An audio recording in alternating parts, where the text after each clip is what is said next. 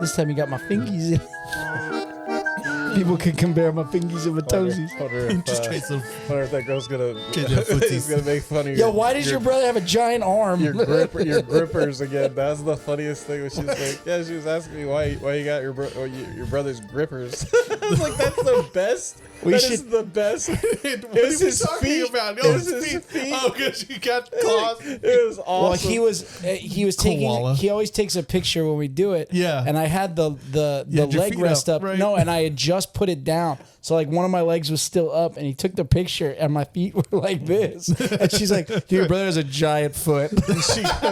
She's like, why did you take a picture with your brother's grippers? I was like, nice grippers. That's so funny. Brother's grippers. I've never heard that before. We should send koala a claws. DM to her every other Monday. That's just me going, "Hello." Hey, you make good money selling those pictures. I've seen it. Someone will buy them, right? Wiki feet. Yeah. Yeah. I didn't Feet know. Finder, I bro. didn't actually know a website. It's but Feet now, Finder. Oh man. Well, guess what I'm going to start doing over the weekend. Welcome good. back. Thank you for joining us. Another episode of Nostalgialand. Everyone cracking? Is everyone good? Because last week we had an issue. Last 2 weeks we had an issue. Couldn't find any D in this town. There just wasn't any Sunny D available that I could find. But We're back, baby. we're Is back. this your normal store? I got the variety pack this time. No, it's not. It was. I had to go on a journey. I know. I actually, you know what? I got lazy and I was like, I'm not driving around all town like to go try to find this. I'm gonna make someone else do it. So I used Uber Eats. And I just Googled whatever. I don't know where he brought it from. I think Total Wine. Total Wine, yeah. They usually have more? like a whole section of seltzer. I just completely overlooked them because they say wine, but I guess I neglected the and more part Anything you need. of that. They have cigar. They have a giant walk-in humidor. What? Yeah. I've never even been to a Total Wine. The only person I knew who worked at Total was Chad Johnson. Chad J. Can't say his name. CJ. Son of a Chad gun. Ochocinco. Dang it. Sarah, Chad Ochocinco. CJ. And he was always like, I'll get you a discount. I was like, I'm 19. He's like, I'll get you a discount. I was I'll hook like, you up. oh, dang it. Point stands. What? Point stands. Oh my goodness. Is that playing behind me? Is that Yeah. good? Okay. You're good. Which one is it? Is it one or two? One. It's the numero It's the uno. one we're doing. It's the one. So if anyone needs notes, should just watch behind me here. Well, welcome back. This is our first episode of Spooky Season. Spooky Season. Scary. It's gonna be a good one this whole week. Our monthly lineup this week. I posted about it. Matt's got our this spooky shirt on. I got our spooky shirt on, done by the amazing Cat Leva Draws on Instagram. It's the Beetlejuice. Actually, no, it's just Beetlejuice. I was gonna say that's the first one, right? This is the first one. Yeah, it's when Lydia was young. It's the first one. So, but yeah. So this month of October is one of my favorite months. It's always fun too because it's like there were movies that I could watch and did watch certainly way too young during October, and then realized, oh, that was a mistake. I'm not going to sleep for a week. This is great. But Yeah, we that was just the got only cable. thing. That was the only thing I ever had a problem with was I don't know if you've ever seen him, the Creep Show. Yes, I did. Yeah, Creep. I think it's the second I one can hold my breath for I a saw- really long time. that I was like, this is terrifying. But I was like 7 years old. I should not have been watching Creep Show. Creep Show. Yeah. Which one was it? Do you remember? Well, there was the Traumatized you? one with the big blob thing in the lake. Yeah. Okay. Yeah. That one was freaky. That was really, really got me. The one I remembered very distinctly is like the guys, he lives in a cabin in the woods and a meteor comes down and it slowly starts turning him into like grass, like a plant. And I can't remember the whole thing, but I remember that at the end. And really randomly, one of my first bosses at a big boy job out in Kansas, when I had my first design job, my boss was like, hey, do you ever see, and I'm not doing an impression, this is exactly how he talks. Like, hey, you ever see that movie Creep Show? And there's a scene where that guy turns into a grass person. That guy just takes a shotgun and blows his own head off. He thought it was the funniest thing so he had weird. seen. You're like, all right, so time to start filling out resumes. Say thank you. Can I go back to my desk now? No, I'm going to tell you a little more. Let's talk about it. You know about this guy P. Diddy? Wait a few years. You're gonna call him the diddler. Yeah, that's The what. Diddler. That one, and then this other one where this guy like he lives in a futuristic, like Like a clean room, yeah, and then at the end it fills with bugs. yes, Yeah. and then he's filled with. I always bugs. remember the one where he buries the dude in the sand up to his neck and then just waits for the tide to come in. What is it? Jeez, I want to okay. say Tony Danza, but it's not. It's, No. it's Sam from Yeah, it's Cheers. from Cheers, the bartender from And Cheers. Leslie Nielsen's Oh the my guy gosh. who buries him. Leslie Nielsen's like the serial killer. Dude, What? Leslie Nielsen was a serious actor until he became The Naked Gun guy. the funniest man alive. Dude, he's hysterical. I got to see that one. Surely now. you can't be serious. Surely. Shirley. I am serious, and don't call me Shirley. Don't call me Shirley. Oh, no, And he's in that movie with him too. The guy who gets Yeah. buried is one of the pilots. you mean Ted Danson? Ted Danson. Gosh, man, I Danson. could not think of his name. I Yeah, wanted to call him Tony Danza. Tony Danza. Yeah, and I've just started rewatching Frasier, and he makes a couple of appearances in it, and it's so good. But Leslie Nielsen's one-liner is like, where he goes, like a midget at a urinal, I was going to have to stay on my toes. It's great. Nice. And with all the movies that he did like Airplane, the Naked Gun movies. Yes. That he has so many of those one-liners. Or Yeah. Those like just well-delivered lines where he just plays it totally straight. Yeah. And it makes it 10 times funnier. It's so good. It's what happens in this movie. The part that I knew it was coming.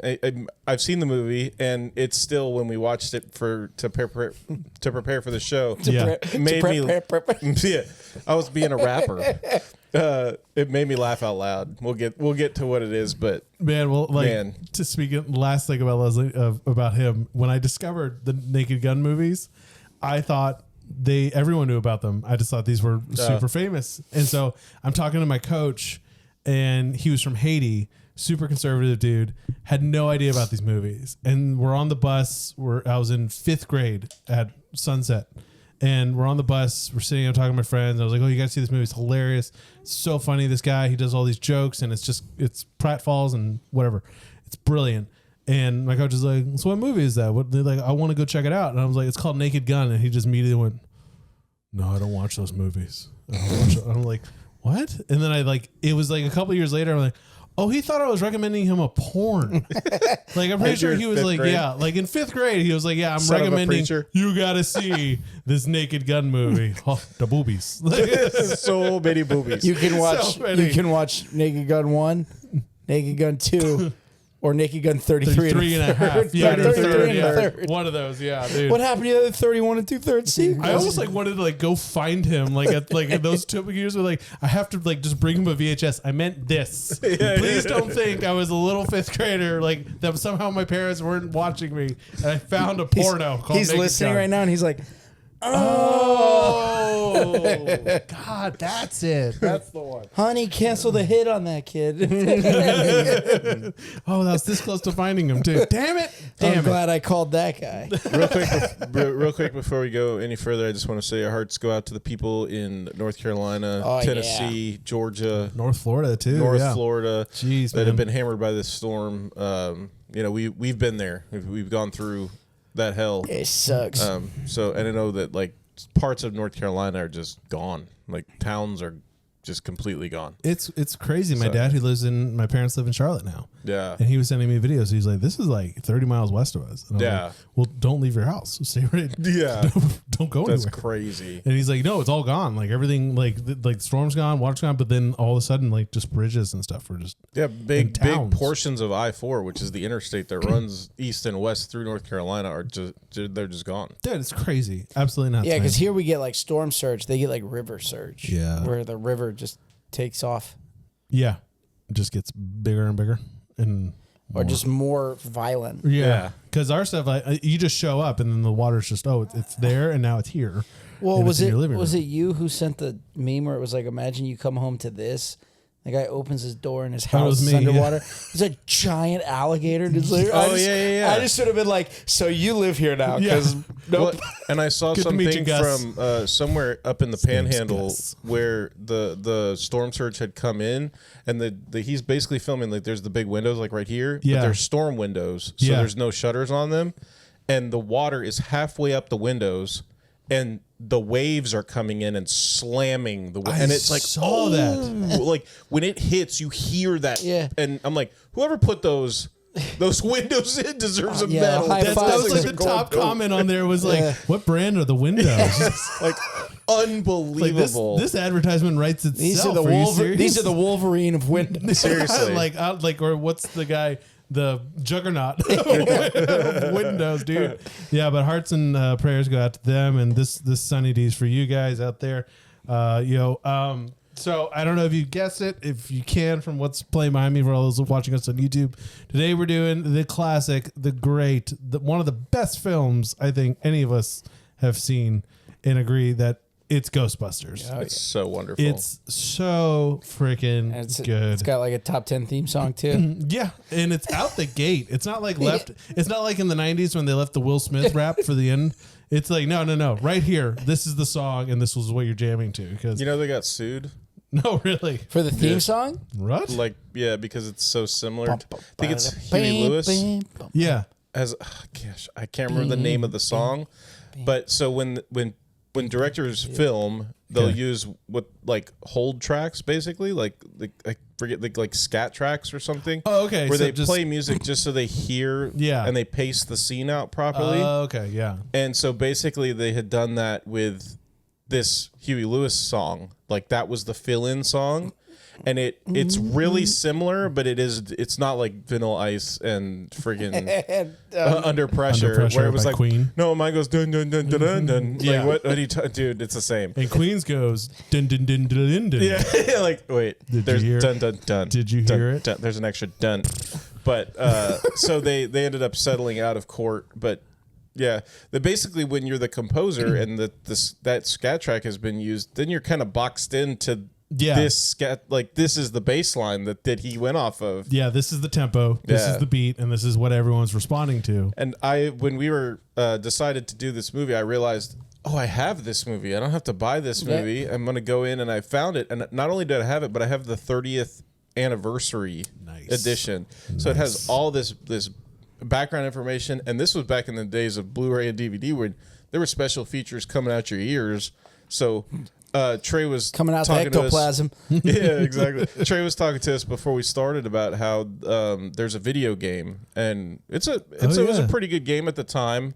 Now it's dated looking. Well, there's obviously some good ones, and then there's shitty ones. Yeah, this one was like for Xbox or something that they put a lot of work into, and they get the guys to come back and do the voices. Yes. Oh, sweet. Okay. So then, since they were relaunching it, they actually went and tracked down, or not tracked down. It had been in storage. The Ecto-1, the car, which is in the shot behind Matt right now, not done. It's like a hearse. They used it's a '59 Cadillac something. I can't remember the name of it, but they used them as ambulances and hearses back in the day. Yeah. And Dan Aykroyd wrote the script for him and John Belushi. Oh, really? Yeah. Bill Murray's character was supposed to be John Belushi. Dang, okay. And that then makes sense. He said he was literally writing a line for John Belushi, and he got the call that John Belushi was dead, that he had overdosed. Yeah, and so then basically he took the script to Ivan Reitman, the director of the movie, and he looked at it. So there's no way we could make this movie. Like there's a great core to this story because Dan Aykroyd is into the paranormal. Like he believes in all that. His family, his dad, his grandfather were heavy into the paranormal. I think one of them was like a ghost hunter, No. amateur ghost hunter. No, he was a Ghostbuster. He's a Ghostbuster. I think there was like an Aykroyd wrote a book about his dad. Writing about how to hunt or it was like all interact about with the paranormal stuff or something like that. Yeah, I wanted to look that up. He is super knowledgeable, and when they brought in Harold Ramis, they went to Martha's Vineyard, for 2.5 weeks around the 4th of July, and they wrote the script all together. And I can't imagine they had just Harold Ramis had just come off doing Vacation. Yeah. Ivan Reitman had come off doing Stripes with Bill Murray and Harold Ramis. It's just these powerhouses, and this was the prime of their careers when they were at their best. And Ghostbusters is what you get when it comes down to it. Well, and you think about that, just that they came off of those great, two very extreme classic movies, wonderful, amazing comedies. I mean, Stripes alone by itself is so funny. Yeah. and then just to crank out 145 pages I mean, of a completely original idea. What's up? I had to mute my mic real quick. Okay. No, so this season's lineup, we're doing Ghostbusters, The Frighteners, the Tower of Terror movie that was made by Disney, which I think was a direct, like, it was like the ride opened and they're like, we're going to make this movie to like hopefully like commercialize the ride, which is really good. And then The Shining, which was one of my favorites. So I'm not going to sleep for like a week and a half. It's so good, man. So good. Some good ghost stories. So and in stuff. the movie, it's tough now with the movie playing behind you because but Bill Murray is so funny, and so much of this movie was ad-libbed, the comedy. Yeah. And that was one thing that was great about Ivan Reitman was since he had worked Second City with a lot of these guys and then Saturday Night Live, he knew how to work with these comedic actors and let them just kind of do their thing and be funny and how to kind of direct them a little bit.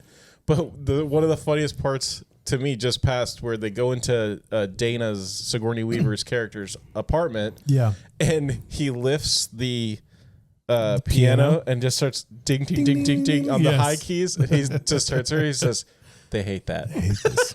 I like to torture them. Dr. Beckman's here. Yeah. No, way before this. So the movie starts where it opens up that these guys are college professors. Yes. Yeah, they're all scientists. And he's torturing this kid. And he's torturing two students. Well, specifically just he's one. picking up one student and torturing. But did you guys pick up that? Like, I saw this and I always thought he's just doing that on purpose, just to be an ass, right? Just to get, because it's a very attractive young lady and it's this kid who looks like, he's on his last thread with life. He's been shocked like a million times. Yes. And he's like, he's like, how many more of these do we have to do? And he's like, only 75 more.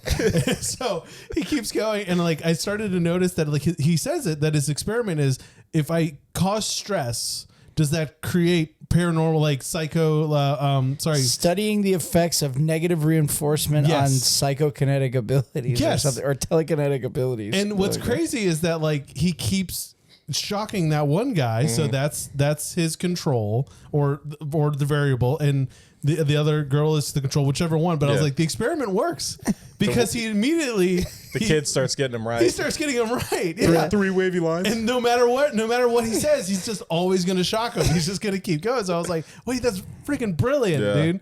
But my favorite one is and it's a little later, but it's just after this. But so they go to the library, which we need to talk about, and that's where the first haunting happens. Yeah, that's basically the opening. Yeah, it's the opening, and they come back and they find out that they're being kicked off of campus. Yeah, and the dean's in there, and for me, it's the best line. It's the funniest ad lib I've heard in a minute, where the dean's like, "Your work, nothing comes from your work. We can't prove anything. Yada yada yada. You did this.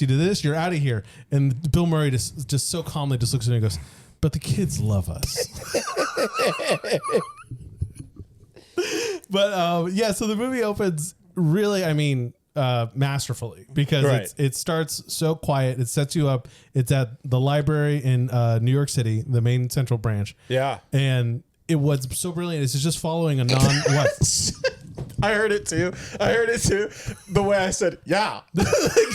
I heard it. Trey just immediately started cracking up. Did you hit him? Reminded me did a trigger road. The third Austin Powers movie where like they're staring at stuff, and Frau and Dr. Evil just keep doing the yeah. Oh, the worst part was as soon as it passed my lips, I'm like, oh geez. And I had these sunglasses on. I glanced at Trey and he's just looking at me like, yep. Yeah. Yep. Yeah. Oh, gosh. I'm telling you, this was such an awesome movie. It's got me pumped for this episode. Dude. But it opens up really masterfully in that it starts off like you're not sure if it's a horror or it's comedy, but it's supposed to be spooky, right? And something I noticed when watching it the second time, I was like, what's so good is how they use like silence. And it's not like like something tension. It's just quiet. Yep. And this woman's just wandering the basement floor, and they're just so silently, just the books start floating across. And I'm like, this is still scary. Like, and it's because it's not like doon, and it's not like Shyamalan jumping at you. M. Night Shyamalan Ding Dong? Yeah, M. Night Shyamalan Ding Dong, who we should do one of his movies one of these years. But a couple of them were, but he does use like if something's about to be happen, it's like he's like pull back that drawstring, boy, and here it comes. And you're just like, oh, okay. Was I afraid of what happened, or was it that it was super quiet and then he hit me with 100 decibels of sound violin? Yeah, sound. So go back and watch some of his stuff, and you'll be like, oh, is it really scary, or is he just loud? Yeah, they get called the library, and they find this just floating torso. Yeah, of this old and it's librarian. so funny too how Dan Aykroyd and Harold Rami's characters are so excited, like especially Dan Aykroyd's character, and it's like how he feels in real life when I see interviews and stuff with him, especially when they talk about the paranormal. He is about it. Like he is in and it's very interesting, and he seems like such a cool guy, but he's a half apparition. Is it there? And they're so excited. What is it? It's a full mid like level something apparition. Like he goes through. You can't rattle off his lines. Yeah, the way that Dan Aykroyd rattles off his little scientific quips and lines, dude. And the part of the great part about it was when they got together to like, you want to bring in Harold Ramis to write the script with us, and you're always unsure about collaborating. But I will say that when Ivan Reitman said we need to sit down and redo this script, because what he had brought him, basically the Stay Puft Marshmallow Man that appears toward the end of the movie or at the end of the movie was like halfway through the movie, and it just got bigger from there. And it's like, dude, we can't do that. Like, this is impossible. It turned into like Godzilla. Yeah, this would cost us like $300 million in '83 to do. That makes sense. Okay. Yeah. So they talk with Harold, and he's like, "Oh, look at the script," and he looks at it, and he knows all the terminology, like all the paranormal terminology. He knows Madame Helena Blavatsky, like all these occult people and like figures in history and really impresses Aykroyd. And it turns out from the interviews that I saw that Raimi was married to a woman that fully was in and believed in all of the paranormal, and he kind of alluded to it may have been one of the reasons they got divorced. But he knew it all, basically. Wow, dude. Yeah. He was very well versed, and that sold Aykroyd, and that's when they all got together in Martha's Vineyard to hammer out a script. Dude, that definitely. So like, I've met people who are like super into it, and I'm interested. I think it's really neat. I think it's really cool, but I know to keep an arm's distance about it because of the people I met this 2 kids in college, and they were super, like, they had a Ouija board in their dorm room, and they just were kindred spirits about it. And they tried contacting it, and then like halfway through the semester, I was like, hey, like, haven't seen you guys around. And it's like, oh yeah, we don't sleep on campus anymore. And I was like, how come? And they were like, Ouija board. I was like, we haunted our own room. We did. I think that we summoned something, and it wasn't gonna fix our term papers, so we just left. We decided to leave. Oh Lord! But yeah, so movie starts, and there's, like you said, they're super excited about it. They're like, oh, there's a ghost. It's there, and then they get there, and they're like, great. What do we do? Yeah. And Bill Murray's just like, you two have been so excited about this. You have all this data, all these numbers, and they pulls them aside down in a row, down an aisle of books, and he's like, what are we like? So what are we supposed to do? Somebody needs to talk to it. Yeah. So and then what's it? Bankman. They both look at Bankman. But yeah, Bankman, and then but oh gosh, Egon pulls out his calculator, and he's like, "You stop there! What am I supposed to do? Like, there's a floating apparition right here." And they're big, which is just such a perfect setup for the movie. That these are 3 genius idiots, like friends hunting ghosts and not having a solution there. Of like, what do we do? Okay, everyone ready? 3, 2, get her! They try to jump at her, and that's when you get this first great introduction to like the aesthetic of the movie, which is not just floating ghosts, the old parlor tricks of cinematography and stuff, with double mirrors and glass and stuff. But then you get this like strange morphed claymation, like demon, this little old lady spirit transforms into a monster, and it's clearly like stop motion claymation, but it's beautiful. Yeah, because like you said, for 83, 84, like the special effects, they just had to work, and they had to be budget friendly. And at the time, nothing was more could be more budget friendly than just claymation because it was easy. It was quick considered then. It got more expensive when you got closer to Jurassic Park, which they originally tried to do the dinosaurs with. So I mean, unbelievable. Yeah, it still holds up. Crazy good, and it's enough that it's like it makes it a comedy because it's not like I don't know what we could do today with CGI and AI and stuff like that. It keeps it as a comedy because you're like, yeah, it's a claymation and stop motion. Yeah. So anywho, they get kicked off campus and they need money, and so they make Egon take out. No, Egon's the they really make smart one.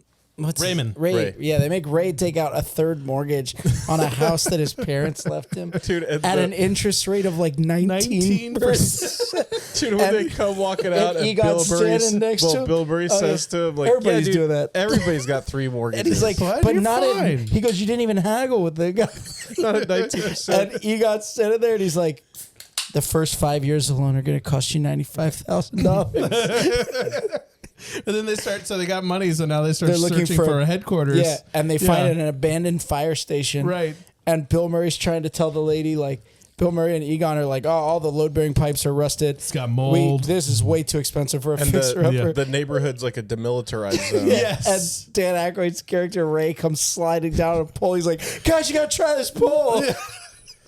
This place is amazing. Can we move in tonight? We should stay here tonight and feel it out. Yes. And the realtor looks at him like, and Bill Murray's character just Bankman turns and he's like, I guess we'll take it. we'll take it. Good. Yeah, I love the realtor. She's just like, You know what's really funny when they go into the hotel.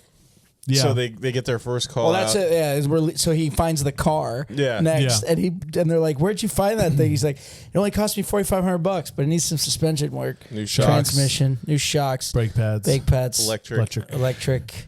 Basically, the whole car needs to be redone. Paint, body work. And the crazy part from the script was that he had all of that. He knew the car he wanted. He knew the look of the car. Oh wow, he that's knew cool. how he wanted the proton packs to look. When I told you they redid the Ecto 1, they brought Dan Aykroyd in, and he was, man, you could tell it was like a kid in a candy store just reliving all those memories from doing the movie. Yeah, and He's one of the ghosts. he knew that like what all the stuff on top of Ecto 1, all of the weird looking crap that just looks like a bunch of crap up there for, like in Back to the Future with the DeLorean, just all the added stuff to the top of the DeLorean. He knew what each of those things could do. Like he could, if he had the time and the money, he could build the Ecto 1 to be a ghost hunting mobile. And these guys were like so impressed of his knowledge of the car. And yeah, it's crazy how smart he actually is in real life. That doesn't surprise me about Dan Aykroyd though, to like be such a level of detail, because he there's some clip of him reading the first scripts of Saturday Night Live or something that on like the news reports, or he plays a lawyer who's trying to like whittle his way out of like defective toys, which one of them is like, and what do you say about this toy? A bag of glass. And he's like, oh, kids love to play with a bag of glass. What are you talking about? It's just a big old shard. You got glass. Great. And he does this whole thing, but he was changing like every other word. And another head writer was like, dude, listen, like this is great, but no one knows what the hell you're talking about. Like who uses this on a daily, like in a daily conversation, who uses supercalifragilisticexpialidocious? Right. Like, who does it? And Dan's like, well, I do, and that's what makes it funny. And he's like, all right, fine, yeah. That's why we get so many Dan Aykroyd bits where it's just like he's just rattling off information at lightning speed. It's crazy, such a talent. Yeah. So so they get suckered into buying the and then so they're all just hanging out at the station. Yeah. And they get a call from this hotel, and they have their secretary, and she's like, Janine? hello. Yeah, Janine. Yes. Ghostbusters, what do you want?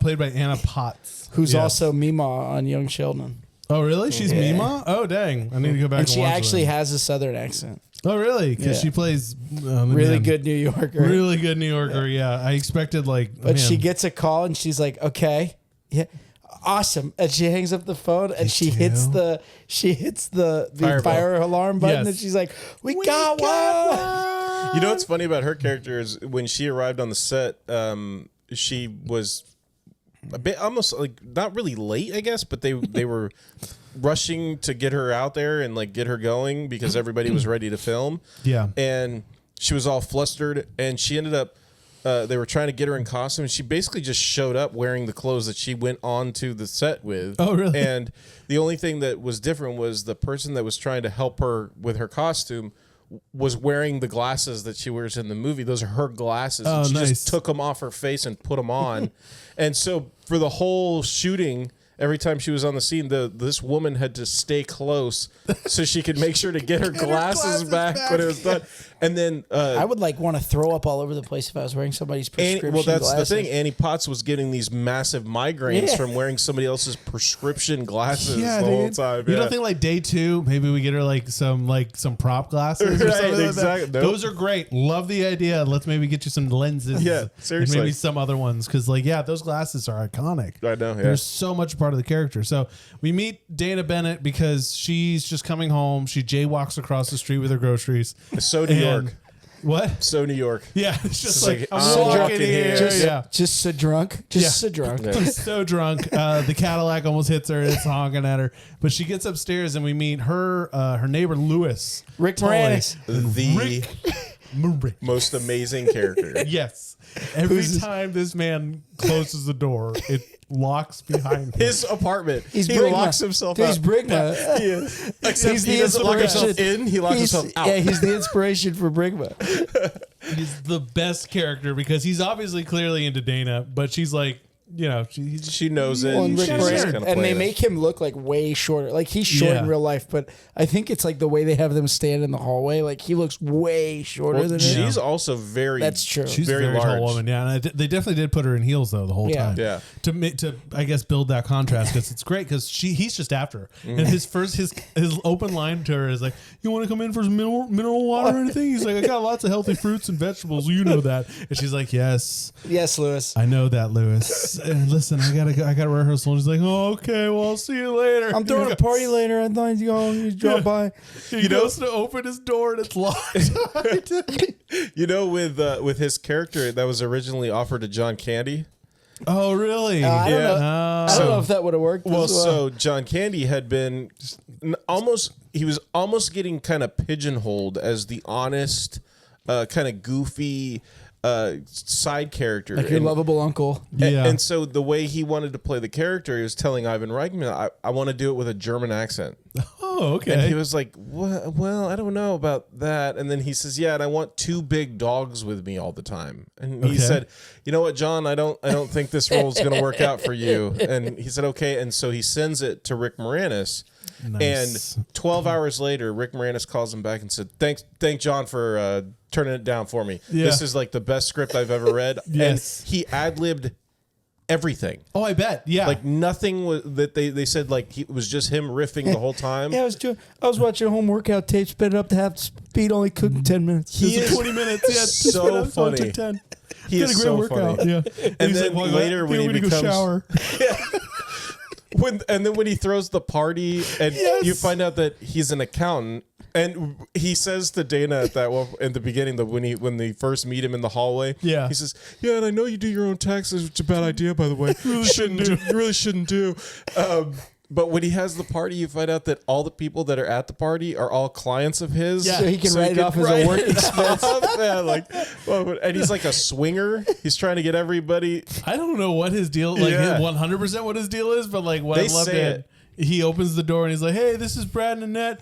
They got $15,000 left in their house, but it's only at 8%, so they're doing all right." Yeah. Like just rattling off everyone's information. Yeah, other people come in. He's like, he's got a carpet cleaning business Yeah. up in Jersey. If you guys ever need it, he'll give you a call. Leave his card on the table. So good. So Dana Bennett comes home Sigourney Weaver after she fends off Lewis for the 1,000th time. And she puts eggs on the counter. Put eggs on and she's just doing her groceries. But again, like they play up the silence. Like everything is so quiet and unexpected. And then she puts the eggs on the counter, and I don't know how they did this. They start to cook. Yeah, they pop out of like practical effects. They pop out of the carton and they start cooking. It's so on cool. the counter. How? It's so creepy. Yes. And then she opens her fridge and sees Zool. Yeah. You get With the a dog. flashlight coming out of that dog's mouth. Yes. And those dogs look creepy as hell. Oh, They did such a great. good job. Yes, and it's because I think it's honestly because like if you really watch it, you know they're a Muppet, and you can kind of tell where the hand would go and stuff like that. But there's something so eerie because like a full body. Like if you were on all fours and you were kind of dragging yourself around, would move so much different than just your arm, which has 3 points of, I'm Rotation. getting into Muppet nerdism. Sorry. I can feel it. But yeah. Yeah.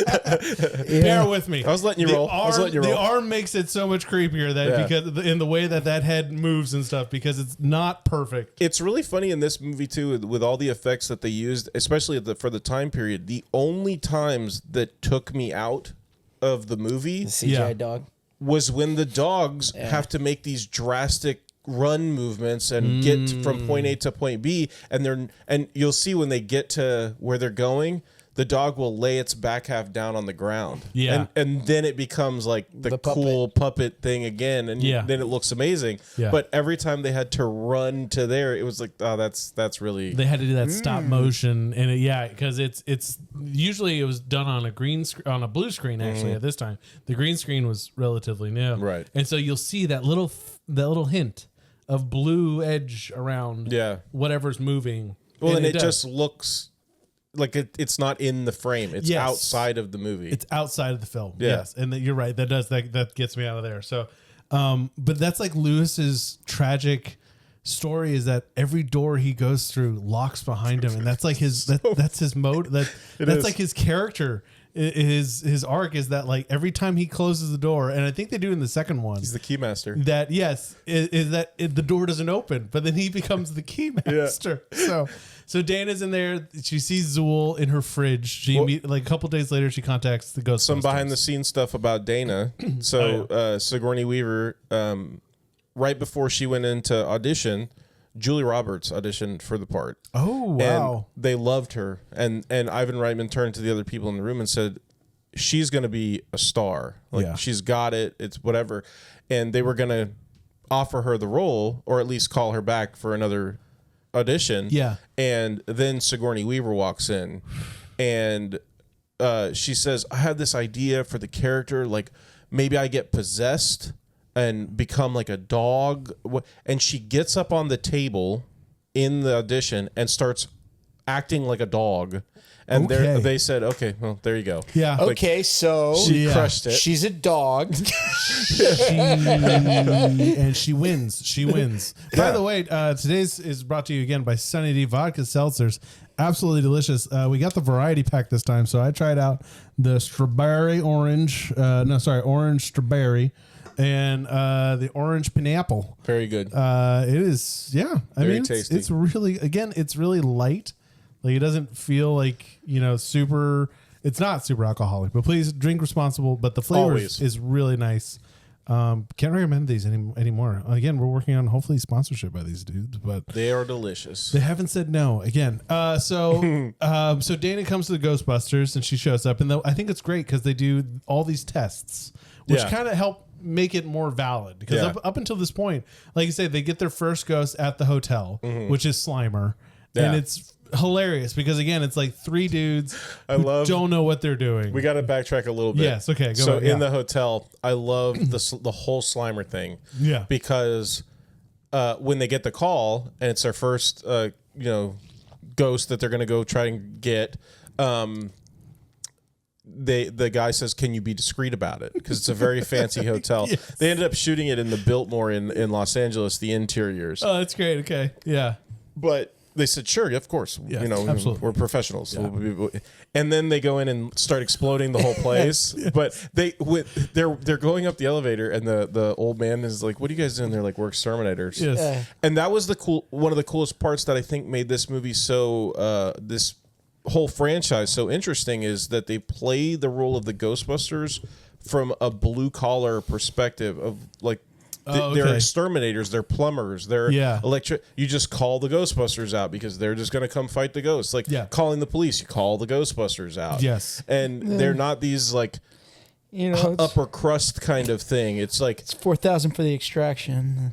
Right. Parts and labor. Parts. We did come after midnight. We got a special running on proton charging, proton back charging, so that's 1,000. So it's like $5,000. I won't pay it. Well, and that's the Bill Murray character. He's the mouth of their group. It's like Goonies before the Goonies. Egon's the brain, Ray's the heart, and Bill's the mouth. And then Winston's, it's funny how I'm using the two names and then Winston's the muscle. Well, he hasn't shown up until later. Yeah, Winston, I didn't realize like how late he actually comes in. Yeah. Originally he was supposed to be in a lot more of the movie. Winston is he was supposed to show up on page 23 of the script, and they ended up redoing it so that he doesn't show up until 63 of the script. That's like an hour in, dude. I mean, it's a long way into. Well, and I love the scene where he invites her to the party. Yeah, what? It's the scene where he invites her to the party. Rick Moranis. Oh, you can bring. You're right, dude. I didn't even notice that he is a midget in this movie. That's tiny. a great point. Yeah. They must have put her on a box because she is tall, but she's not that much taller than Rick. So, but so when they go and they're talking about how they're basically wearing like nuclear reactors on their back. And they unregistered nuclear. Yes. And he's like, that's a good point. Switch me on. Yeah. And then they both and slide Egon and Venkman like slide away in an elevator. Yes, like, where you gonna go? What's that gonna be? Like, at least don't stand behind. That's one of my favorite parts of the movie when they have to go into the ballroom to get Slimer because he's gone into the ballroom, and they're about to fire at him, and he's like, "Oh, but by the way, don't cross the streams. That's bad." And Bill Murray's like, "Can you refresh on the whole good, bad?" I'm a little fuzzy. He's like, "Imagine everything you love in your life being turned to ash at the speed of light." Yes. And every particle in your body and Dan Aykroyd ripped apart. And Dan Aykroyd's like, a total protonic reversal. Yes. And he's like, "Got it. Bad. So good piece of advice there. You got it." So that's bad. Got it. Yeah. Got it. But so when in the first scene where they come out of the elevator and they're like all creeping around and they turn the corner and the cart rolls out. Yes. And it's got the little black woman behind it. Yes, the cleaning maid. Yeah, the maid, and they shoot down the hall and like basically blow up her cart and everything. So the hell are you doing? When Ivan Reitman was doing that, they had the cart loaded with explosives to, show like the proton packs exploding it and everything. They didn't tell her what was going on, so they yell action, they turn and they do it, and then the explosions go off and she hits the deck, and that's her natural reaction. What the hell are you doing? Hey, I'm Ivan Reitman. Welcome to Jackass. Exactly. Like today we're doing the cleaning cart lady. Amazing the way they did this. Oh, but my I thought God, that was dude. so funny. Hey, and then, Piglet, welcome to Jackass. I also love when they're in the ballroom, how they're in the middle of shooting at this ghost that's flying around that has slimed now Venkman. Yes. And I love when they're in the hall and he gets... That's the one. Yeah. He slimed me. Yes. But he's laying on the ground like a turtle with the back on, and he's rocking back. Can't get up. Like, help. Such a nice touch of like... heavy. And he's not even like trying so hard. He's just... He's so defeated. Like, oh, God. Oh, jeez. Some other amazing practical effect, because I watched it a couple of times when when Dan Aykroyd first sees him, and he's like, "I guess I got to hold him by myself," and he shoots at it, and Slimer runs down the hall pulling the food cart. Slimer hits the wall, which is perfectly clean, and then right after it goes through, this little bit of goop and ooze starts leaking out of it. It's ectoplasm. The ectoplasm starts leaking out of the side of the wall. I was like, that is brilliant, dude. And in the it's actually ecto cooler. You put that in the high C box. That's the one. Yeah. It's true. And in the special feature stuff I was watching, they talked about the ectoplasm and what they used, and it's basically like this gelatin that's used in a lot of food products, and you could eat it. Oh, you could? Okay. Yeah. And he said that it's like when you get an apple pie, and there's like that gelatin stuff in it. That's like the ectoplasm that they would sugar, use. Essentially. It's kind of It's like corn syrup. Corn syrup sugar, yeah. Because like when in the if you want to borrow it, like it's pretty interesting stuff. I do. I don't think I have anything I can play it, but I would love to watch it. You can borrow one of the PS. Thank you. I can borrow something from this room. But when they first interact at the library, and they find the sludge all over the cards, the library cards, the category He's cards. like, collect some of that He's like, for get me. some of that. He's like, something sneezes on here, something blows its nose, and you want to collect it? All right, fine. So he starts gooping it, and like, that Bill Murray like touching it. He started flicking it around and like he got it on his face and he's like, like a real reaction of like, I didn't want to do that. Yeah. And I did. So and gross. he's upset about it. So like, gross. But he's like, dude, just keep going. Just keep going. Yeah. And then you have the two, you have Dana and Lewis get possessed by the two dogs. Yeah. Gozer's the main. Well, Dana comes in Zool and she explains. And oh my gosh, what's his name? Vince Cortho. Yeah, Vince Cortho. You're right. Vince Cortho and Zool. But are she the comes two in. dogs. She comes in, and they do the great thing where they ask her like, "Are you doing this?" Like, Yeah. And he signs a mental, health in your family and stuff. And they put that like, it's like a strainer. Well, no. They put put two things on him. They put the strainer on Rick Moranis. Moranis. Okay, I thought they put it on her too because they got her image on. No, he puts like and the she's little. It's like two like he clear puts like pads. he puts like the EKG. Yeah, on her yeah. head. Yeah. And She's telling the truth. on the screen. She's normal, and she's telling the truth. At least she thinks she is. Mm-hmm. And like they're like, well, what do we do now? And again, it's like this is the first time we've ever done this, and we have to pretend because Like Bill we Murray, know. Bill He's Murray just trying to constantly- hit on her, yeah. he's constantly trying to hit on her, but he's also like trying to tell like guys like. Act like we know what we're doing and we will get paid and get money. Like, just keep going. And so he's like, well, she's like, well, what are you supposed to do about it? He's like, well, it's pretty standard. We can go just, check- go do this. Go check it the out. old text for the word gozer. Yeah. And he's like egging on like to Eggman and Ray, Egon and Ray to like, what else can we do, guys? Like, I'm going to go check out her apartment. you can check out,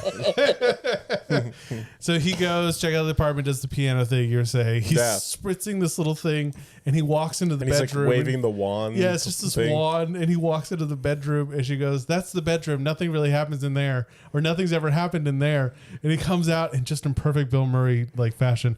What a crime. Yeah.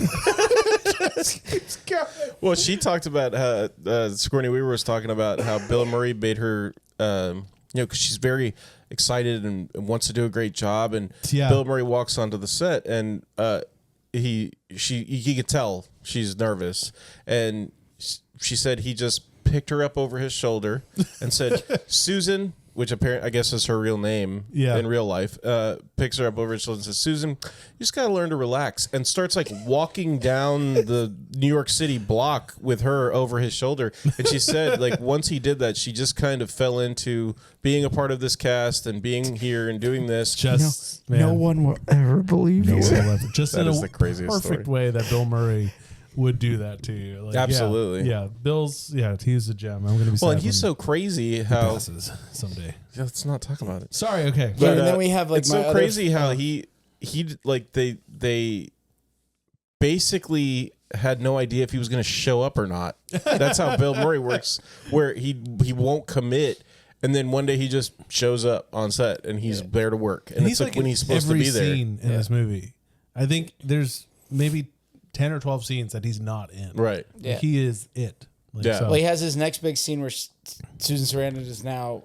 Sigourney Weaver. She's now Zool, and so she's like all like seductive and all this stuff, and he's like, okay, I want to talk to Dana. Yeah. I talked to Dana. She opens the door and he goes, are you the key master? And he goes, are we still going on our date? And she closes it. Yeah, and then so they have this whole thing in the bedroom. He's like, I want to talk to Master. Dana, and she's like, no, Dana, only Zool. And he's like, oh, if you don't, I'm gonna count to 3. Yeah. And if I don't talk to Dana, there's gonna be some trouble in this apartment. He's like, 1, 2, and she starts growling, and he's like 2.5. And then you get Rick Moranis, who becomes Vince, and he gets picked up by the police, and they're like, we didn't really want to take him to lockup. We figured we'd bring him here. Yeah. And they don't know what to do with The that. psych ward doesn't want him. Yeah, We and didn't he- want to take him to lockup. And he holds the PKE meter up to him, and it goes off the chart. And he's like, "We better get him inside." But back to when they're in the apartment, which is the scene playing. Yes. This one. Okay. Yeah. When she says, I want you inside me. And he says, I make it a rule. He's like, there's too many people in there already. I make it a rule not to get involved with clients. And that's when she floats up off the bed, like 4 or 5 feet off the covers. And Yeah. So then But she's breathing. She's growling. Oh, She's yeah, making she's these possessed. Great faces. Yeah. Like just when she delivers that line, it's crazy. Yes, like Sigourney Weaver completely, I think, surprises and surpasses, I think, anyone's expectations from this film, because prior to this, it was like her biggest role was Alien, which was 79. Am I right? Well, I think it was Alien, but Alien is just her reacting to things. For her to put on a character like that, and then to add on top of that, I'm possessed by a dog demon, and like, how does he breathe? How does he move? It prepared her for Alien Resurrection. Yeah, it prepared her for Alien Resurrection. Unfortunately, it didn't prepare any of us. Yes. But dude, her breathing thing, when so Bankman eventually gets her to calm down, he somehow gives her drugs. Yeah, he's like, I gave her about 8 milligrams of Thorazine. She's not going to be awake anytime. Yeah. Yes. And she's like, but she's breathing, like doing this like super fast paced, like creepy, deep chest breathing, dude. And I was like, that's impressive. I don't think I could do that and pass out.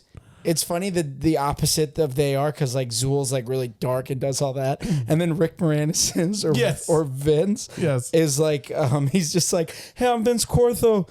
I'm the keymaster. I'm the keymaster. Are you the gatekeeper? Yeah. Dude, when he runs, it's funny how it's happening now. Oh, it's happening right. Yes, he runs up to the horse in Central Park and he says, I'm the keymaster. Are you the gatekeeper? Yes. The guy's like, hey, he pulls the card. I handle the deals. You talk to me. You need a ride? Wait for the sign. You will all die in a fiery pit. Yes. He like runs away. Yeah, he turns and his eyes glow red. The guy's like, whoa. He hits the poor woman's like bag of cans or something. She's fishing out, and like the guy who the horse-drawn carriage, he's like, what an asshole. Well, then that's the part. One thing that we haven't covered yet.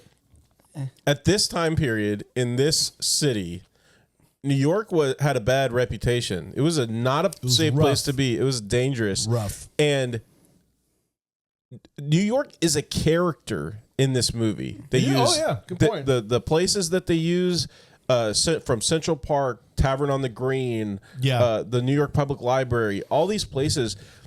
And then the New Yorkers that appeared because they found out that this movie was being filmed, and it started to drum up excitement. Now the problem was that they had to shut down city streets, big time city streets. Oh no! In the Upper West Side or in the West Side of New York during rush hour. So they basically shut down the West Side of New York during rush hour during the week to get some of these shots. And I think I can't remember the guy's name right now, but he's like one of the godfathers of science fiction. Yeah, okay. Isaac Asimov, I think is his name. Isaac Asimov. I think that's his name. I'm pretty sure. Ivan Drago. I might be. Yeah, it sounds like that. That's why I'm like Marvin Harvin. Yeah, that's why I'm like second guessing myself. But Dan Aykroyd was a humongous fan of this guy's as a science fiction lover. Okay. And they run into him on the street, and he says, "Oh my gosh, Mr. Asimov, like I'm a huge fan. I love your work and everything." And he says, "Are you jerks the reason that the city's closed down? Like, are you jerks the reason I have to pay $40? You know how much pizza costs down here because of you assholes?" And this was that like nowadays. So many movies are based out of New York City where you don't think about it. But back then, this was not a thing. Oh, like, it's true, yeah. Filming in New York was not normal and regular. Everything was filmed in L.A. After the Great Migration back in like the 30s, I think it was, where films used to be made in New York and Chicago and the East Coast, and then everything went to Hollywood. Yeah. Because everything out here in the East Coast started to unionize. So they left here to go to, and then they're kind of seeing a similar thing happening in the film business now, where like a lot more stuff is starting to be filmed in Atlanta and in Miami, and we're getting a couple places. Orlando is getting a big studio place, and then I've heard rumor. I'm not sure. Last time I saw it, this was 2022 when I read about it. Was that it was a plan that they were building. They were buying like 48. What is that from? You just said, I've heard rumor. And he said, just one rumor. Just one rumor. I read. Sorry. Sorry, it's just it's an us thing. Yeah. Yeah. Yeah. It's not a shot. Yeah. It's just funny. No, it's great. So I heard a rumor that someone was buying like 40 acres or 50 acres, something like that, to build one of those big indoor studios, like just a humongous green screen space for films to take place, because Florida, hey, we're giving some tax breaks to the peoples to make the films down here, and that'd be really exciting to have an active studio that would nearby. Be cool. It's like Pembroke Pines is where they're oh wow, that so close. it's really close to here. So anyway, so You get this where you get like my favorite scenes in the movie, because you get the lead up to the health inspector, the EPA guy. The EPA guy comes right before he goes to Dana's apartment for the date. Right. So right before, And then he's like, you come back with a warrant. Yeah, he's telling him, you come back with a warrant. And so then this is when they bring. Go ahead. I wanted. Sorry to keep cutting you off, but I wanted to talk about this, and I forget who exactly brought this up. One of the reviewers I was watching. Yeah. Talk about how the Ghostbusters are the bad guys. Oh, good point. The whole movie, and not necessarily like bad guys, but they're causing all the bad crap. They're the problem. They make all the problems worse, especially Bill Murray. Yes, because like the EPA guy, he's an EPA attorney for the government, and he's coming to just check them out to see what's going on. Are you here. scamming people or? Well, that's what he thinks. Are you committing any environmental protection agency act Are you committing any Crimes, violations against the environmental protection? Yeah. And they're running a nuclear something that holds the ghosts in the basement. Yes. Egon even talks about when they're going to buy it, how it doesn't meet their power needs because of the containment. And then here comes Venkman just being a total jackass to him the whole time. And he's getting frustrated with him. He's like, duh, I just want to, talk to you guys about what you're doing and how how you're running things. And, and he's just like, get out of here.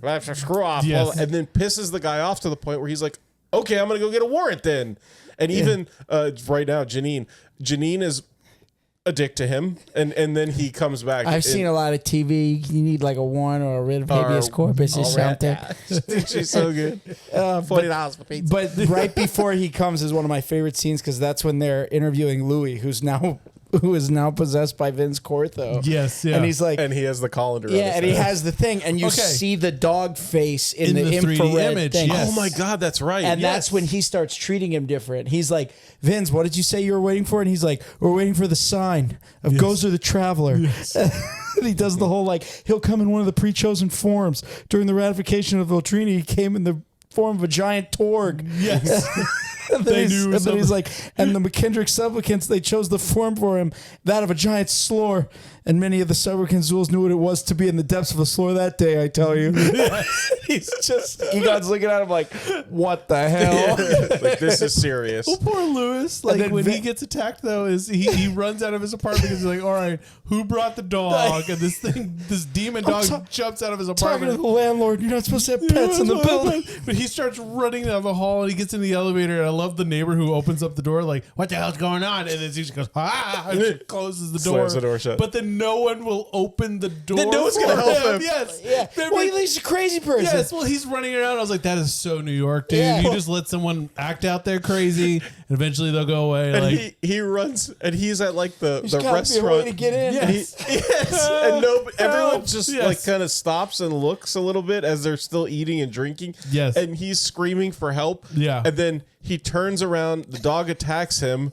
He falls to the ground as the dog is, and everyone just goes right back to eating and drinking. And then it cuts to the building, and the doorman's like, yeah, somebody threw a potty up on 12. Yeah. I think somebody brought a cougar or something. Yeah, cougar got wild. Such a New York, what's going on here? But just the way that they look at him, they see it happen. And it's like, all right, he's gone. Yeah, like, Fine. So then during the interview, that's when the environmental guy comes back with the warrant, and he's like looking at their storage thing, and he's like, and he tells the guy from the city, he's like, turn the power off, and he's like, maybe we should listen to these guys. Like, I've never seen anything like this. He's like, when I want your opinion, I'll ask for it. Turn it off. And he turns it off, and sure enough, the thing blows up and all this stuff. And then they have to go meet with the mayor. Well, they go to prison. Yeah, they go to jail. They go to prison. They go to jail. And everyone's there. That's when Dan Aykroyd, Ray, lays out the blueprints to Dana's building and basically says, like, the guy that built this building Like no buildings are like this. Your girlfriend lives at the corner of in the corner penthouse of the supernatural like What does he Malibu call or it? something like He calls that. like Spookyville or something like that. Yeah. He says something Spook Haven spooky or Spook Heaven. He does say something. Yeah, he's like, oh, it's spooky. No, but they're in jail and he pulls out all these blueprints because he's been studying it the whole movie. And he has that one scene with Winston. Winston says, he's like, bailiff, or guard, I'm gonna need my phone call. I'm not with these guys. I wasn't even there. Just work for him. Yeah, just work Yes. for him. I only been working for him for like 3 weeks. Yes. I don't know what's going on.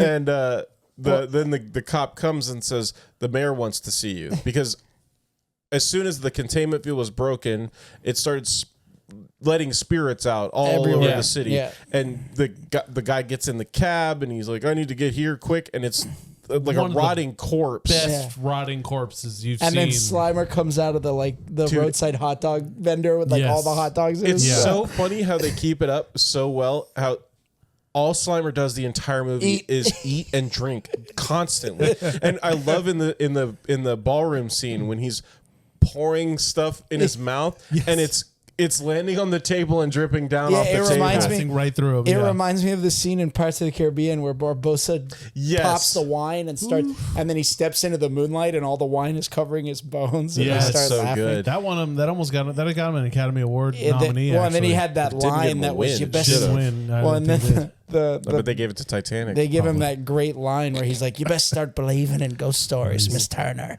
You're in one." But yeah, so they realize we've got a serious problem here, and these guys have been, fighting Busting these ghosts. things, busting They ain't ghosts. afraid of no ghosts. Yeah, they And- actually been doing what they say. So, And this line, Yeah, this part this is the best. this one goes on a shirt. I was laughing out loud Yeah. when. So they're talking about what happened, and the Environmental Protection Agency lawyer is in the room, and he's Yeah. saying how they were breaking a bunch of ordinances and everything. And The mayor looks at Ray first, and he's like, "Is that true?" And he's like, "I'm gonna let you do Bill Yeah, Murray's well, part." But he looks at Ray, and he's like, "Yes, sir."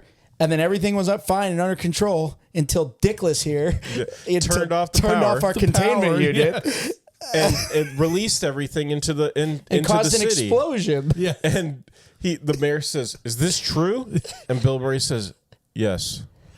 This man has no dick." And the guy tries to attack him, and Bill Murray's like, "It's just what I heard. It's just what I heard." Dude. But the dry delivery, like it's so matter of fact, and this is just the fact. This is just the factuals. Like Yes. yes, Just this man has no I dick. just love that Dan Aykroyd calls him Dickless Yeah. to begin with. The Dickless here. I was gonna bring some Bill Murray stories, but I've told you a couple Bill Murray- before. Bill Murray stories. I was Bill so Murray first. stories. Sorry, did you say that in rewind? Is Sorry. that How many Sunny D's have you had? I was gonna bring some Bill Murray stories. Like one of them was that he was in a bar in Louisiana, like a podunk, like a dive bar? plywood dive bar kind of place, and he just walked behind the counter, grabbed 3 bottles of tequila, and no matter what anybody said to him, didn't say a word to the bartender, just walked in and did it, and the bartender immediately was like, "That's Bill Murray." He just started pouring people shots of tequila. I think you told us this Yes. story on the show. I have, because there's so many of them like that where he just shows up. Nothing beats Yes. your friend's story. No. This was on the internet. No, this no, was no, but Nothing your beats your friend's friend's story. Yeah. Where he ran back up and turned him around and said, "No one will ever believe you." My buddy was walking down 6th Avenue or something in New York, and was what was his name? His name was Nick. I knew him just my freshman No, year his name at is Bill. SUNY Purchase. No, so Nick. His name's Bill. Gotcha. He was walking down the 6th Avenue in New York, and he saw Bill Murray coming his way, and he's like, "I'm going to be cool. Like, I'm a cool guy. I'm not going to be like, oh, Bill, like jump or up." like Woody Harrelson in Zombieland, Bill fucking Murray. And no, it's not your middle name. No. He's like, "I'm gonna be cool." So like, he walks by and he sees him. He just goes, "Hey, Bill," and Bill just like doesn't acknowledge him. Just kind of goes, "Okay." And he's like, "Yeah, I felt good about that." He keeps walking. He's like, "I got maybe like 20 feet, and then I hear footsteps coming up behind me, like, tuk, tuk, tuk, tuk, tuk, tuk. And it was like 10, 11 o'clock at night or something like that. And it's Bill Murray who came, jumped on him, like tried to give him a piggyback ride, and like jumped on Nick. Nick like turns around midair. He lands, and Bill grabs him and goes, like, picks him up from hitting the ground and goes, "No one will fucking believe you. And then just walks away. Just in the perfect way amazing. that And we Bill forgot Murray to would mention that the cop in the movie is Carl Winslow, It which is is funny Carl because Winslow, dude. in Family Matters, he's cop. do. Yeah. And in Die Hard, he's a cop. He's in several things He's just as a a police cop. officer. He's just the cop, Yeah. dude. That's Carl Winslow, man. He's And then you get the scene where Sigourney Weaver and Well, yeah. Rick So the Moranis get spirits that together. all got out end up blowing the wall out to her apartment. yeah. And kind Yeah. of wake her up out of this Thorazine trance that she's been in. Drug trip. Basically, yeah. And the Keymaster finds the Keymaster's been gatekeeper. hunting for the gatekeeper. Yeah. Finally finds her, and then they start hooking up. Yeah. and Which that's when is brings releases- Gozer the Releases Destroyer. Gozer. Releases freaking what's his name? It looks like what David Bowie. David Yeah, thank Bowie? you. Okay, Yeah, yeah. he's the chick version of David Bowie. David Bowie. It's It is. David Bowie and Labyrinth. It is, yes. If they put more black makeup around the eyes, David it would Bowie. be David. It's Yes. him. Yes, yeah. I don't know who that actor was. I've never actually looked up who played Gozer. But yeah, so There's so much information a swimming in god? my head. I know who it is. You gotta. I mean, it was really an amazing. Okay, it's someone not even credited really. Her name is Slavica Jovan. She's from Yugoslavia. So Are you a god? I'm No. assuming. Then die. Yeah. They try to shoot her with the proton pack, Dude, but the and great- it was it's crazy how they Great shot makeup this. in effects on her too. Like I Yeah. thought she was so iconic as Gozer as this character. Right. Like I remember. Gozer the Destroyer. Yeah, so she does this like backflip over them and she lands on this table and like you look at that painting and you're like, oh wow, that's really Bill iconic. Murray's like Holy a shit. nimble old minx, aren't you? Like the New York skyline, the painting. Yeah, you see her and she's not even looking at them. She's kind of looking off to the side, you know, Mm-hmm. and she's like, dude, that's awesome. Whoever did the art direction on that is so Yeah, they good. basically shot it on the largest soundstage that Columbia Pictures had to offer, which was one of the largest sound stages in the world. Is that the one they shot Indiana Jones on? I couldn't tell you that. Probably.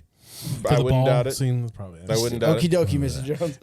I'm with you. But they built this whole thing, and they had to use so much light really? to light this stage that they didn't have enough power on the lot. They had to bring in like power trucks and everything. They had fire marshals standing by because they thought that any second the whole Yeah. thing was going to go up in flames. Yeah. This was 84. The LED light did not exist yet. Right. Like, which is this Must is have all been. incandescent and huge. Like, Must have been 1,000 degrees on that set. I bet, dude. Especially Oh, yeah. in jumpsuits with gloves on, rubber And like gloves. a 40-pound. proton pack, pack. yeah, hanging on your shoulders. Yeah, forget it. Yeah. Yeah. Then awful. Well, and So, then they have the brilliant idea to, Gozer's like choose the form of the destroyer because like she's in their head. Yeah. And he's like, don't think of anything. Nobody think of anything. so we think And- of Herbert Hoover. Well, no, yeah, Bill Murray's the first one to get it. He's like, Yeah. oh, I get it. Yeah. If we think of Herbert Hoover, a giant Herbert Hoover's gonna come and kill us all. And so they're like, just think of nothing. Yeah. Don't think of anything. And Yeah. then you hear the form has been chosen, and they're all like, no, it hasn't. and- Nobody chose anything. The look on Ray's face. He's like, So oh perfect. no. Yes. It's just that. Who's Yeah, what's like the that. one thing? paranoid look. Like, oh, I just pooped myself. Yes. What's the one thing that could never hurt us? It wasn't a fart. Never hurt us. It was. Oh no, it's the Stay Puft Marshmallow Man. Yes. Yes. And such a crazy iconic shot with the Stay Puft hat. Like Yeah. He's a sailor. bobbing behind and down. the Yes, yeah, it's yes. so cool. He's And a it's sailor. great. Yeah, well, I think it's I always wondered. I was like, why is it that it chose Raymond's thought? Like, why is it that it chose them? And I was like, oh, it's because Raymond is the first one to talk to it. Like Raymond. Well, not asks- only that, but they're all clearing their, like, not thinking of anything. And then he asks Winston, "What do you think? Anything? Yeah. Nope, nothing in my head.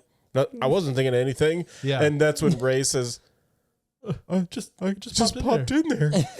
We used to roast Stay Puft Marshmallow as a Camp Wakanda or yeah, whatever. like Wakanda. Yeah. Like Wakanda forever. Yeah. I had that thought too. I was like, hey, all right. And then so they're like, roast him, boys. They basically blow up Stay Puft. Well, they're shooting at him and nothing's happening. Yeah.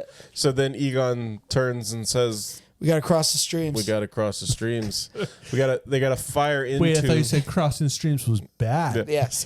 They got to fire the proton beams into the Gozer opening, and it'll do the proton stuff that they said at the Total beginning. protonic That'll reversal. Yeah, total protonic. That'll work. That happens, And right? that'll, hopefully do the deed. And it does. Works, and the Stay Puft Marshmallow Man explodes. And then everybody gets covered in marshmallow, The which one was dude- actually shaving cream. The one dude that's that's what was on my the one question. I dude that's thought it on the was. street and just goes like this. So that's the EPA lawyer. Yes. Well, not only that, but I saw an interview with him where when they were getting ready to do the shot, they had this giant bag. And he said, "What's that?" And they said, it's just shaving cream. We're going to drop it on you. And he says, "How much does that weigh?" Wow. It's about 100 pounds probably. And he said, "Can we have the Stunt double. the stunt double do that?" They said, "All right, he wants the double to do it. Let's get the double in here." So they drop the 100-pound bag of shaving cream on him, and it flattens him. Yeah. Like just plasters him to the floor. Yeah. And he says, maybe 75 pounds? Basically what he's saying was like, I'm willing to do this, but that's going to kill me if you drop that on me. Maybe 50. And Maybe. apparently they had to use so much shaving cream that a lot of it was menthol. Yeah. Ooh. And people were burns. getting Yeah. rashes and burns on all over their skin from getting covered in mentholated shaving cream. Yeah, I remember Kids Camp. You couldn't Yeah. bring the menthol stuff. No. We used to have a shaving cream fight at Kids Camp. Get that For in your everyone eyes. listening. Yeah. You're gonna regret that the rest of your life. Rough. Speaking Yes. of bad eyes, Yeah.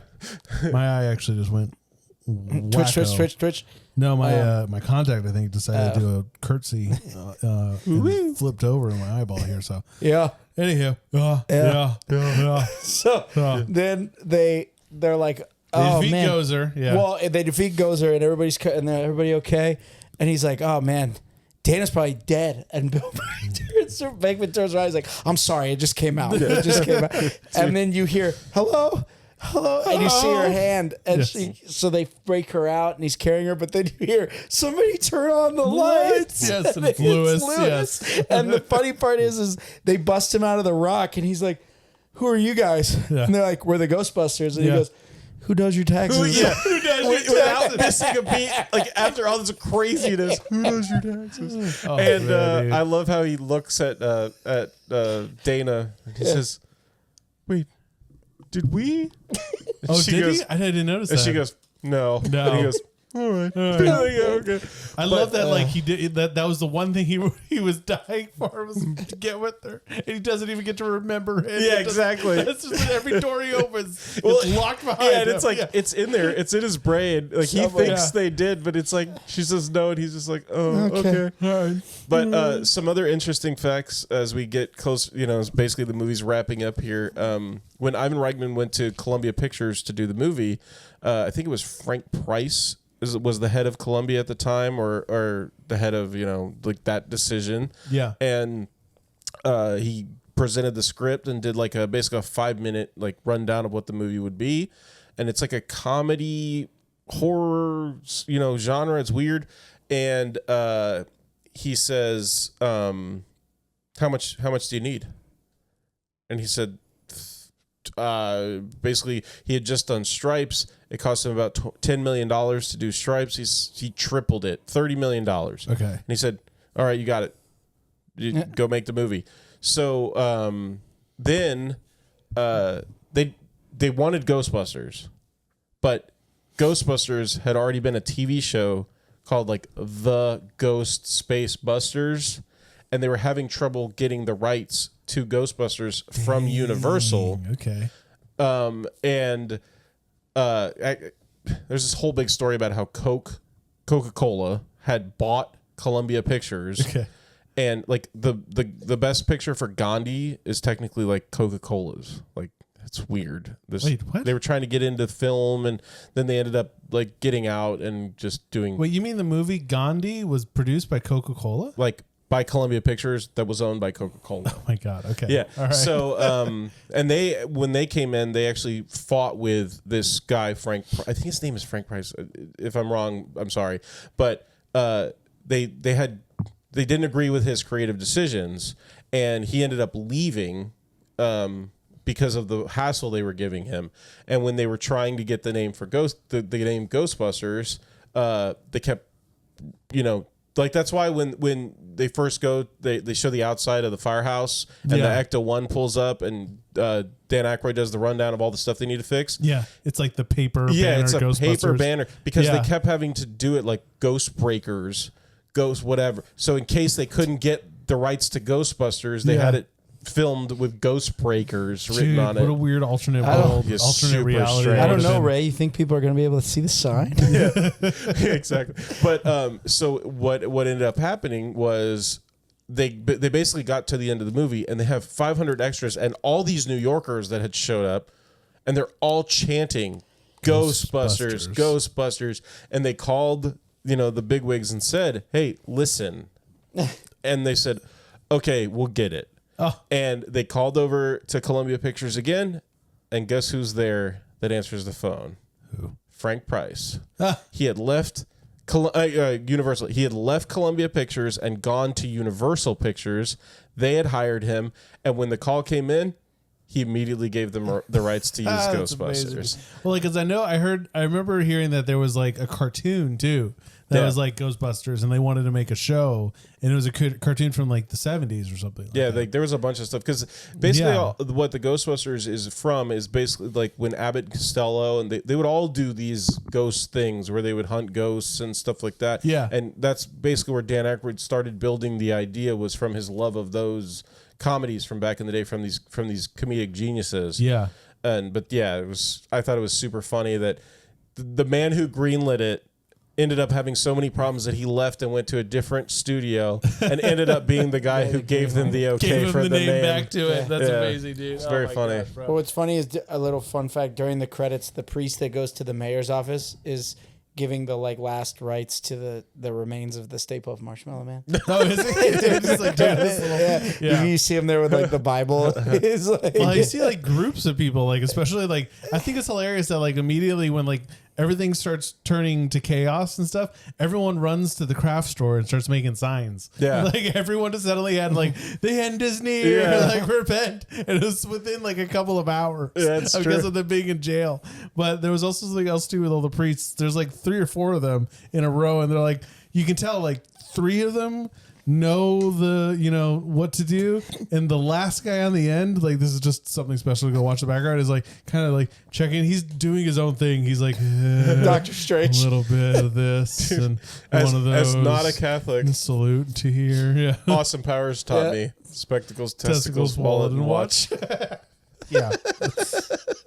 Oh God, that's where I'll get it from. Like, and then one day we'll have to do Ghostbusters 2. Yeah, which I've heard mixed reviews. It's so good. I don't understand. Like, with Vigo, Vigo the Carpathian. Yes, I have not watched the movie in like 20 years, and I will always remember. And Vigo the Carpathian. I think it's such a cool name. And they jam the SNES joystick into the Statue of Liberty. Yeah, they do. Well, Dan Aykroyd has in that movie, in the second one, is a line that I'll never forget, where they were like he was disemboweled, like when they finally captured Vigo the Carpathian in his time, he was like disemboweled, drawn and quartered, and when his head finally died, right before his head died, it said, "Death is but a window, I'll be back," or something, and it's just like, holy shit. Yeah, this guy was evil. Dark. Like the freelance of the devil. Man. Well, what a great way to start off the spooky season. Yeah, for real. Halloween's gonna be a fun one. It's fun. It's Mass easy hysteria, watch. dogs and cats living together. Yes. That whole rant, dude. When they're trying to convince the mayor of how serious it is. He says, "We're talking about stuff of biblical proportion, end of days kind of things, revelation, rivers of blood, and this and that," and that's what Bill Murray says. Volcanoes, earthquakes, mass hysteria, dogs and cats living together. Chaos, yes. So funny. But yeah. Any other favorite lines from this? Because I mean, there's so many, dude. Like it's just all Bill Murray. This man has no dick. Yeah, that's the best line in the movie. So incredibly funny and so well delivered. Or like I love it when Bill's at Dana's apartment and he's like slowly cracking open the fridge and he goes, "Oh my God, look at all the junk food. He's like, you eat this? And he starts reaching in, and like it's so subtle. He lifts the crock pot of something. He smells it, and he's like, he lifts bologna. He's like, you eat this? And he lifts the crock pot, and he's like, he gets his face like, oh God, okay, fine. Like, my favorite character movie is Lewis. Is Lewis? Especially when he becomes Vigo. It's my favorite. Yeah. Do you want some coffee? Should I? He looks at coffee. Yes, have some. Yes, have some. Yes, have some.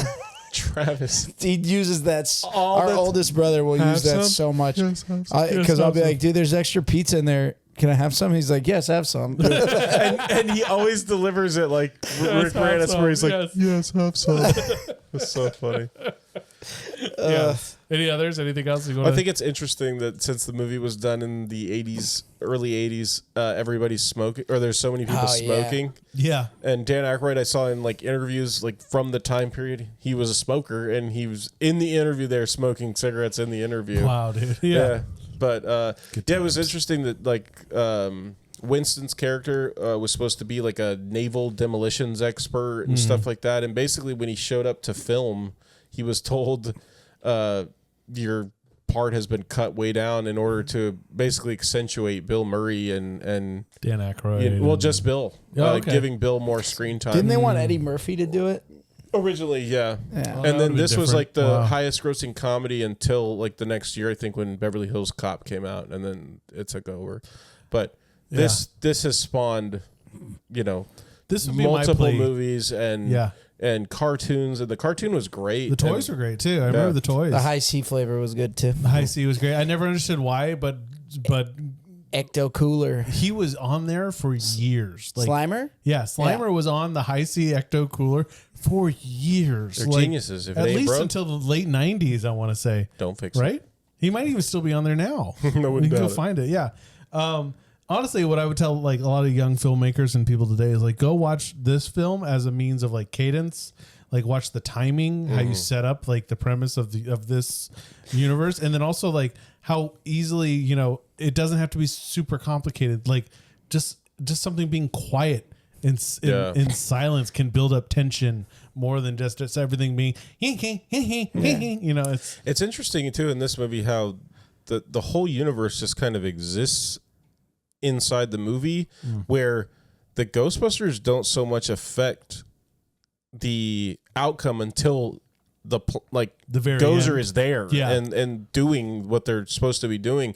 He was coming either way. Right, exactly. And they're just kind of coexisting, and it's their stories separate of each other as they start to mingle. It's almost like a Venn diagram that's starting to slide together. Oh yeah, where okay. Starting to hit that middle slice. Yes, at first they have very little, and then the more the circles come together, they overlap until they're one story at the end. Boom. Yeah. It's pretty cool. I mean, you don't see that a lot. Normally, you have an antagonist and a protagonist, but there's really no protagonist in the movie. It's just kind of the Ghostbusters doing their thing, and then with like these little surrogate moments of Slimer, and then the EPA guy, and then and then this, and then that, and it just kind of bumps you down the road until you get to Gozer at the end. Because either way, Gozer was going to show up at the end, no matter what.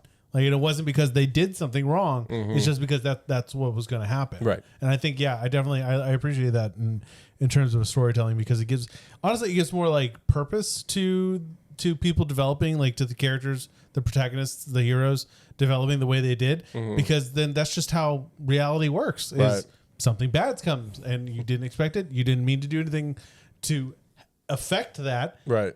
Shit happens. Yes, Shit happens. Yeah. It's true. Warriors of Virtue, which we didn't say during Warriors of Virtue. We didn't say it. At the end, when they all do their Power Ranger or Captain Planet thing at the end, they're virtue signaling. That's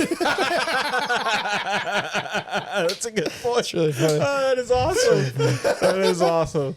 Dude, I do feel bad for Stay Puft when they hit him with the proton pack, and his face goes from like he becomes like the two drama faces, and the poor people that like the 4 or 5 extras or stuntmen that had to be on fire inside of the Stay Puft Marshall Man outfit. Oh Lord, I would love to get their take on it. So Tyler, thank you guys so much for joining us for the beginning of spooky season, for Ghostbusters, one of the most iconic sci-fi paranormal movies there is, go watch it. It's so much fun. It's still so good. I love that Harold Ramis decided that his character would not smile. That was one of his character choices. Nice. That Egon doesn't smile during the whole movie. Yeah. And I collect fungus. Mold and spores. And the whole movie, every time there's like ectoplasm, he's like, "Oh!" When Venkman gets slimed, he's like, "Oh, that's great, Ray. Save me some." But we can't tell you how much we appreciate you guys listening, tuning in, watching on YouTube, checking us out on the Tiki Talkies. Check out our websites on Etsy. It's nostalgialand.podcast. Nostalgialand shop. Nostalgialand podcast. So etsy.com/shop/nostalgialand shop. So. Yeah, and you can get the sweet shirt, Beetlejuice shirt, done by Matt's friend Cat Leva Draws. She's so awesome, like such a good design, so cool, and she's an amazing illustrator. So, and all the proceeds from the shirt going right back to the artist. Awesome. She is absolutely amazing. She deserves every penny. And anytime she wants to design stuff for us, like, look at that. Dude, this is my new favorite shirt. I love this thing. It's so cool. I love it later. Yes. Mine should be here any day. Hopefully I can wear it for the next episode. Any day now. Like you do. As you do. Like you do. Like you do. Like you do. Well, and definitely comment. Be a part of this as much as you are listening. We love the participation. And, hearing from you guys, any way we can make things better or more interesting or a more fun listen or watch. To hear it. Yeah. Well, I know we got a lot going on our YouTube with all the different things we have going on in the background and the aesthetic that we try to create here in the playroom. Check out Sunny D Vodka Seltzers. Drink responsibly. And all the flavors that I've had are delish. They're so good. And here's another item: our cup, our '90s jazz cup from the shops. They're fantastic. I watched another podcast and I saw our glasses on their podcast, but I'm not sure if they're from. They're probably from ours, but jerks. it's from it's from other jerks. But I saw from other jerks. I saw other I assholes. saw it. I was like, holy! I hope those are ours. But I checked the order. Oh, Trey's got his too. Hey, I'm out. I'm out of the game this time. Anyway. But thanks so much. We love you guys, and we look forward to enjoying this spooky season with you. Until next week, I'm Matt. Trey. And I'm Tyler. Cowbunga.